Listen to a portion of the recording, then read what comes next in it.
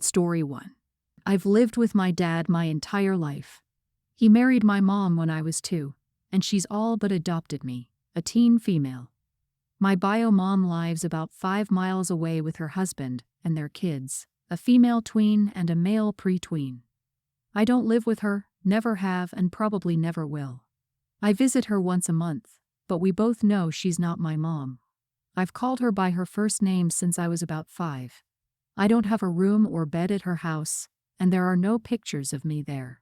My bio mom talked me into going to some family party with her and her family. I didn't know anyone there, so I mostly just hang out with her while I was there. She started telling everyone about how I never see her, and it took an act of God to get me to go to this party. So I told her to show them my room. She tried to show them her daughter's room, so I said no, that's Amanda's room. Cedia by her bed. After that, she was out of rooms because it was only a 2-bedroom house. She pulled me aside and said to stop, and that I was making her look bad. So we went back, and I told her siblings that I wasn't allowed to talk about not having a bed at her house anymore because it made her look bad. That wasn't good enough either because she tried telling me to give her my phone because I was being rude. I reminded her that she wasn't my mom, then called my mom and told her to pick me up. My mom picked me up, and she's really mad at my bio mom for all of this. My dad says it sucks, but I should have taken it since I'm probably never going to see these people again. I'm not in trouble, but they can't agree whether I was right or wrong. So I wanted to know if I was the idiot for telling my bio mom's family that I don't visit because I don't have a bed there. I know bio mom doesn't want me to visit, she just wants to complain that I never do to her family. Not the idiot, she wanted to put up a facade about your relationship with her guests. You showed them the truth. You didn't make her look bad, she made herself look bad. If she didn't want to feel embarrassed, she could have won. Not brought it up to her guests too. Done the bare minimum of getting you an air mattress for your visits. 3. Bought bunk beds or a Murphy bed. Maybe tell her you won't do overnight visits or just avoid visits until she makes some actual effort in your relationship. Bye mom, why won't you let me sound like a long-suffering mother who can never get her beloved daughter to visit? Sure, maybe I speak poorly of you and the people you love as an excuse, but what about me? Opie was expected to be nothing more than a prop at that gathering. Fortunately, she has a wonderful mom who actually cares about how she feels and stands alongside her with unwavering support. For sure, I would bet my entire next paycheck. Bio mom is a textbook narcissist. This screams narcissism to me. Sweetie, but why would you keep in contact with your bio mom if she doesn't even treat you like her own daughter? I'd go no contact. You have a father and mother. Your family is complete. Shake the egg donor and her family off your shoes like dust, and live your best life with your family that loves you. Exactly. Give me a break. Your bio mom is downright despicable. She complains you don't spend enough time with her, and yet she dares not to provide you with a bedroom. Not to mention there isn't a single picture of you in the house. Opie, you are absolutely not the idiot. But you and your parents will be absolutely raging idiots if you continue to have this rude, selfish woman in your life. Time to go no contact and move on. Like yesterday. Last week, 4 of my children, and I moved into a 4-bedroomed house. There are 5 of us and only 4 bedrooms. My teenage sons share a bedroom. They are Mark, a male near adult, and Josh, a young male teen. My tween daughter Mia, myself, and 27-year-old autistic son Tom have our own rooms. The boys have shared a bedroom all their lives until last summer when my 22-year-old daughter moved out and one of them took her room. Now that we've downsized, they're unhappy about sharing a room again. The house has 2 bedrooms and a bathroom upstairs. One of the bedrooms is tiny and my daughter's room, the other is mine, so we can share the same bathroom. There are also 2 bedrooms and a bathroom downstairs. One is around the same size as my bedroom, and the other is 5 feet wider. The smaller bedroom is still decent with enough room for 2 double beds and the rest of their furniture. Ultimately, I decided to give my teens the smaller bedroom for a few reasons. Mark is a senior in high school and will be going to college in the fall, at which point Josh will have the room mostly to himself other than during school breaks. Tom has a part-time job and pays me $150 monthly rent. He also spends more time at home in his room than his younger brothers. I plan on getting him a couch and a TV set up so he can have his own living space in the room. My teens are very active and have never spent much time hanging out in their rooms, even when they each had their own. Although Josh doesn't see his dad, Mark does. He has his own room at his dad's house, and although he spends more time at my home, he still stays with his dad somewhat frequently. Despite all the reasons I've listed, the teens have expressed that they're unhappy that they have been given the smaller room. They think they should have gotten the bigger room because there are two of them. Josh is the most annoyed of the two and is texting his older sister complaining. She talked to me about it, took their side, and suggested I play favorites by giving their older brother the bigger room.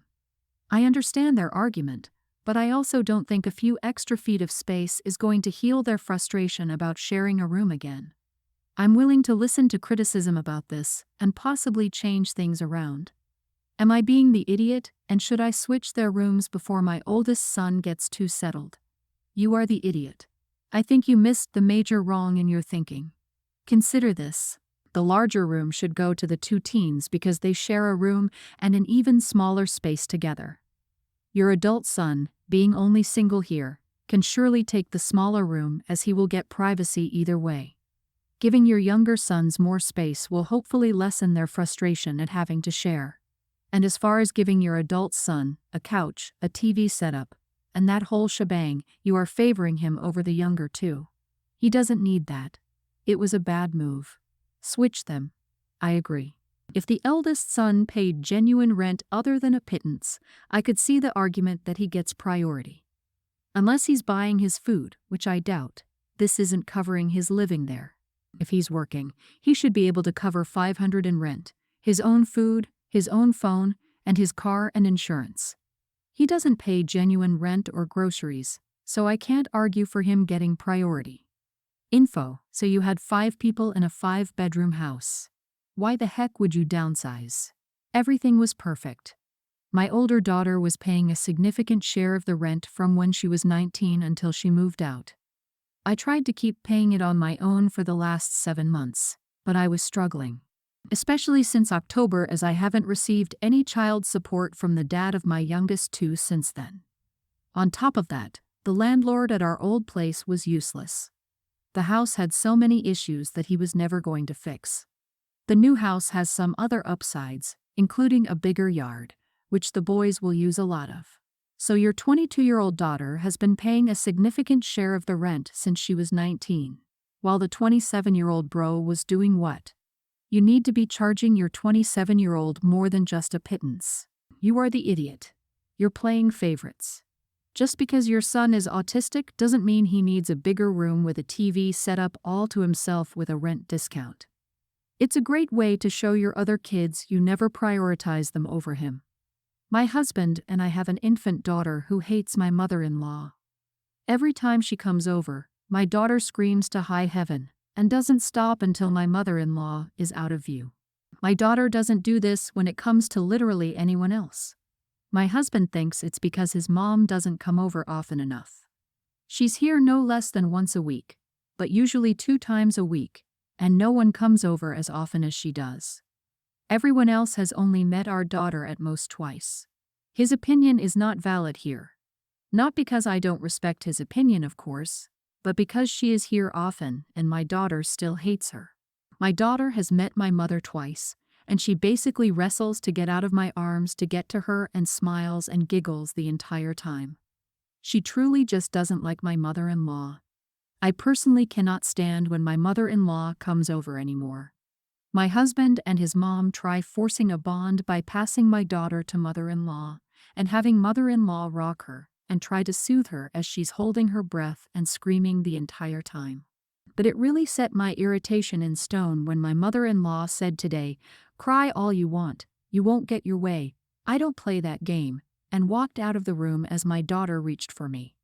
I instantly took her back and said, "No, you're mistaken, I don't play the game you are playing."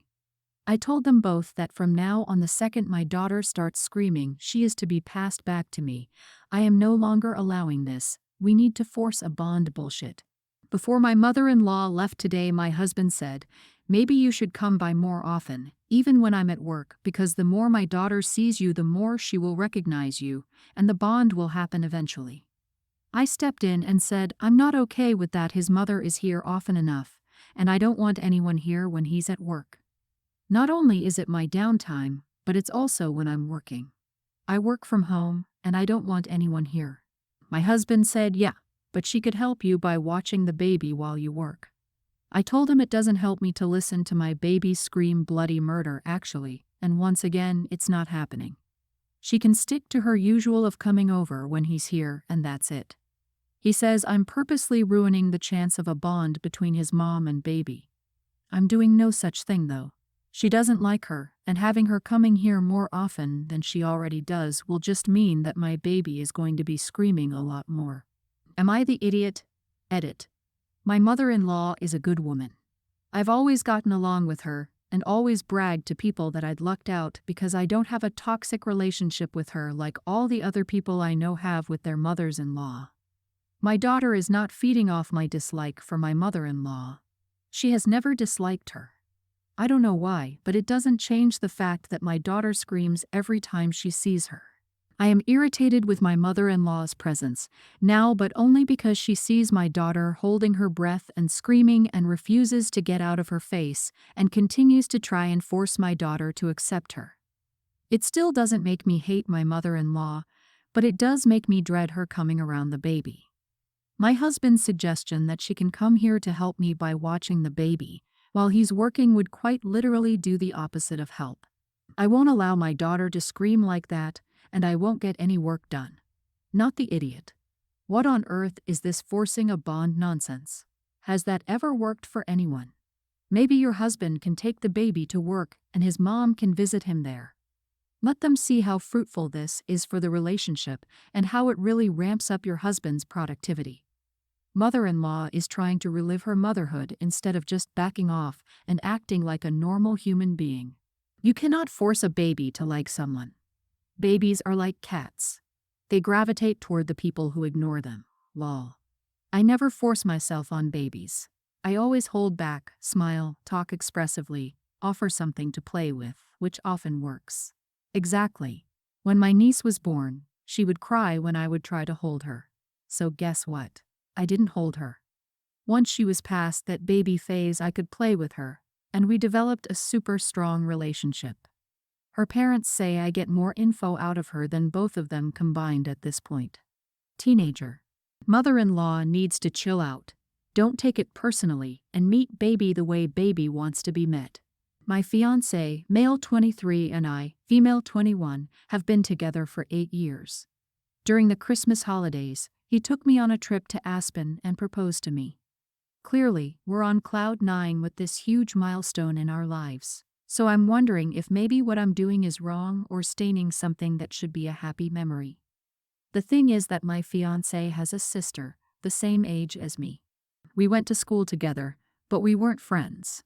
When my fiancé and I started dating, for some reason, she started spreading lies about me, like saying I was bullying her at school or spreading rumors about me and her brother. She claimed she wasn't the one to say those things, but I know it was her. So yeah, we never really had a good or close relationship, and I can say that it's impacted my fiancé's relationship with her as well. Now I have to choose who will help me with my bridal party and wedding planning. I have my own sister, one of my cousins, some friends, and my fiancé's other little sister, 18, as bridesmaids. But I actively excluded his other sister. When she found out about it, she said she was sick of me always being so petty and such a drama queen. I told her that she'd get an invitation to our wedding, but that, to be honest, I didn't want to spend more time than necessary with her. I'm not close to her and do not want to make her a bridesmaid. She said that I was acting immature because this is stuff that supposedly happened when we were in school, and she said again that she didn't, and I never bothered to ask for her side. I told her whatever, it's my wedding, and I can do whatever I want, along with other things. Some people didn't like my response either, but what has me wondering if I was an idiot here is because I was thinking about it. I am an adult, and I'm ready to take a big step like marriage with my fiancé. But she called me immature, and it stayed with me, you know.